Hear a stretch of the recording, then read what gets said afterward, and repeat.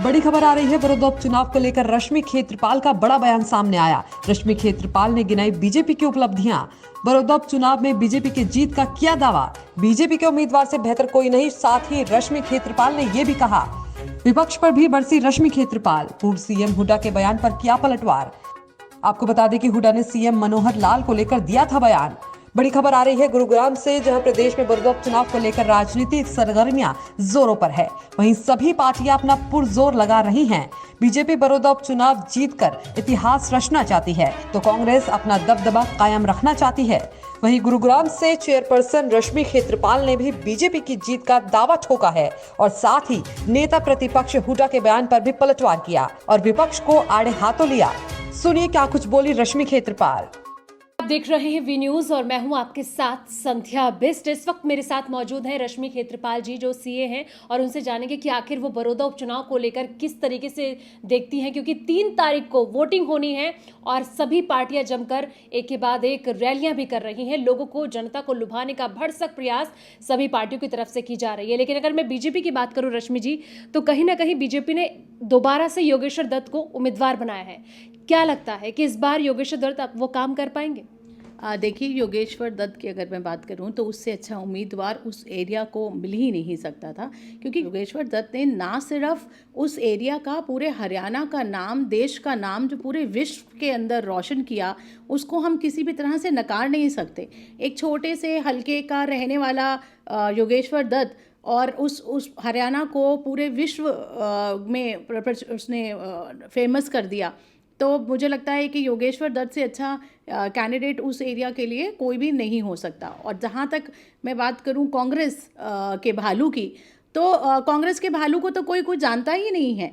Even Dipendra Hooda का जो अगर इंटरव्यू देखोगे तो उसने खुद ये बात बोला कि टिकट मिलने से पहले भालू को मेरे अलावा कोई जानता ही नहीं था। तो जिस इंसान को कोई जानता ही नहीं है और जो सिर्फ एक दुमछल्ला या कहा जाए कि उनका कार्यकर्ता भी नहीं है, क्योंकि उसको वहाँ के एरिया के कार्यकर्ता भी नहीं जानते। जो वहाँ पर लोकल चुनाव में मैं गई हूँ और मैंने वहाँ माहौल देखा, तो कांग्रेस के जो खुद कार्यकर्ता थे वो भी उस भालू को नहीं जानते थे। तो ऐसे किसी बंदे को उठाकर टिकट दे दी गई सिर्फ, तो मुझे नहीं लगता कि उसको किसी भी तरह की कोई सपोर्ट मिलेगी। और दूसरी तरफ योगेश्वर दत्त, जिसने पूरे देश का नाम रोशन किया है और जो उस एरिया में लगातार काम कर रहा था, चुनाव हारने के बाद भी उसने काम रोका नहीं, उसने अपने कदम रोके नहीं और विकास के लिए, उस एरिया के लिए लगा रहा।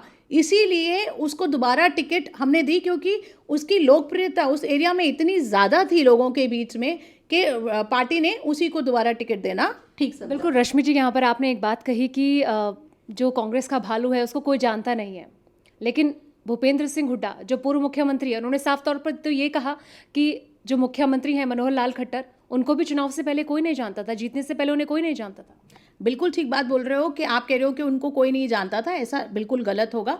कि अगर वो घर में बैठे अपनी राजनीति कर रहे थे और वो ये सोचे कि मनोहर लाल खट्टर जी को कोई नहीं जानता था, तो ये उनकी गलती मैं मानूंगी। मनोहर लाल खट्टर जी के बारे में मैं आपको बता दूं कि वो हमारे हरियाणा से प्रचारक रहे हैं और संघ के अलग अलग भूमिका निभाने के बाद हमारे हरियाणा बीजेपी के संगठन महामंत्री भी रहे। ये कहना कि उनको कोई नहीं जानता था बहुत गलत है।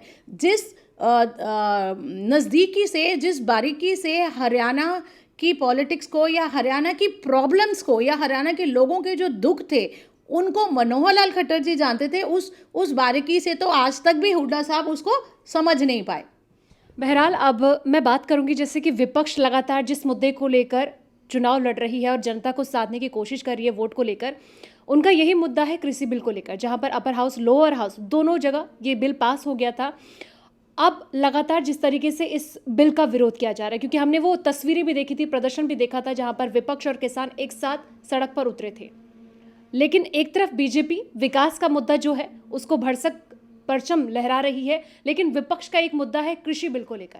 क्या लगता है कितना काम आने वाला है? देखिए, मैं आपको कृषि बिल के बारे में अगर आप मुझसे थोड़ा सा भी जानकारी लेना चाहें तो कृषि बिल जो लाया गया है वो पूरे देश को ध्यान में रखते हुए लाया गया है। किसी एक प्रदेश या किसी एक किसान को हमने नहीं किया है। जब हम किसान की बात करते हैं, हम जय जवान जय किसान का नारा लेते हैं, और जब हम किसान की बात करते हैं जो कि हमारे देश का सबसे अहम योगदान किसानों का होता है। आज हमारे, अगर हम वर्ल्ड में किसी भी नंबर पर स्टैंड करते हैं तो कहीं ना कहीं ग्राउंड पे उसकी जिम्मेवारी और उसका क्रेडिट किसानों को जाता है।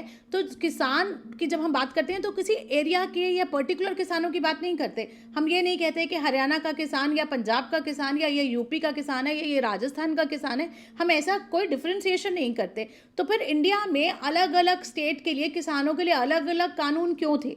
और अगर एक जैसा कानून वो लेकर आए हैं कि पूरे इंडिया के अंदर एक जैसा कानून होगा और सारे किसानों को एक जैसा हक मिलेगा और एक जैसी मान्यता मिलेगी, तो इसके लिए उस कानून को अपने निजी फायदे के लिए, तोड़ मरोड़ के लिए लोगों को प्रस्तुत करना, ये भी एक बहुत गलत चीज़ है। लोगों को भड़काया जा रहा है, किसानों को भड़काया जा रहा है। और अगर आप देखेंगे तो पिछले कुछ दिनों में किसान दोबारा से हमारी पार्टी के साथ अच्छे से जुड़ गए हैं। जो किसानों को भड़काया गया था वो दूर हो गया है, उनकी जो फसल थी वो पूरी खरीद ली गई है, और जो किसानों को भड़काने का काम विपक्ष ने किया था वो अब उनके सामने बिल्कुल साफ साफ नज़र आ गया है। और जहाँ तक हम बीजेपी का बात करें और बीजेपी विकास का जो मुद्दा कह रही है, तो विकास, जब भी विकास की बात करी तो एक ओवरऑल सबके विकास की बात करी। कभी किसी एक पर्टिकुलर कम्युनिटी या एक पर्टिकुलर जगह के विकास की कभी बात नहीं कही गई। और इसीलिए यही रीज़न है कि बीजेपी पार्टी में जो हमको नारा मिलता है वो ये मिलता है कि पहले अपने देश के बारे में सोचो, फिर अपने एरिया के बारे में सोचो, और फिर जाकर तुम अपने बारे में सोचना। तो लोगों के अंदर, लोगों ने जब इतने सालों में अब मोदी सरकार को भी देख लिया और मनोहर लाल सरकार को भी यहाँ पर काम करते हुए देखा है, तो उन्होंने देखा कि कितना बिल्कुल सेल्फ के बारे में बिल्कुल छोड़कर मनोहर लाल जी ने और उनकी सरकार के सभी लोगों ने काम किया। तो लोग उस चीज़ को अप्रिशिएट कर रहे हैं और उसका रिजल्ट अभी बड़ौदा चुनाव में हमारे सामने भी होगा। बिल्कुल। तो एक तरफ रश्मि खेत्रपाल जी का साफ तौर पर कहना है कि किसान को गुमराह किया गया था विपक्ष की तरफ से। हालांकि दावे, वादे, सपने हर बार देखने को मिलते हैं जब चुनाव से पहले सभी राजनीतिक पार्टियां बढ़कर लोगों की वोट को साधने की कोशिश करती है, लेकिन दूध का दूध और पानी का पानी तो साफ हो जाएगा जब 3 तारीख को वोटिंग हो जाएगी और 10 तारीख को रिजल्ट आ जाएंगे। बाकी तमाम खबरों के लिए देखते रहिए वी न्यूज़।